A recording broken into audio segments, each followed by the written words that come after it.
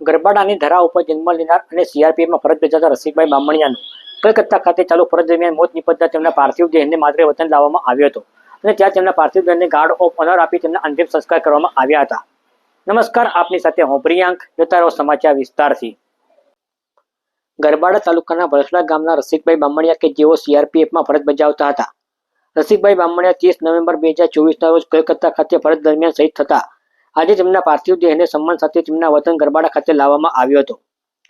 રસિકભાઈ બામણિયાનું કલકત્તા ખાતે પોતાની ફરજ દરમિયાન મોત નિપજતા તેમના પરિવાર સહિત ગામમાં માતમ છવાઈ જવા પામ્યો હતો અને તેમના પાર્થિવ દેહને માદરે વતન ગરબાડા ખાતે લાવ્યા બાદ ગરબાડાથી તેમના ઘરે ભરસડા ખાતે લઈ જવામાં આવ્યો હતો। તે દરમિયાન શહીદ જવાન રસિકભાઈ બામણિયાના માનમાં ગરબાડા નગરમાં શહીદ સન્માન યાત્રા કાઢવામાં આવી હતી અને લોકોએ શહીદ જવાન રસિકભાઈ બામણિયાને શ્રદ્ધાંજલિ આપી હતી।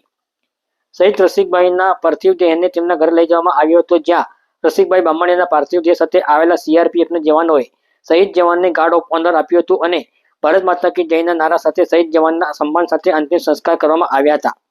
આ દરમિયાન મોટી સંખ્યામાં ગ્રામજનો ઉપસ્થિત રહ્યા હતા અને શહીદ જવાનને શ્રદ્ધાંજલિ અર્પિત કરી હતી।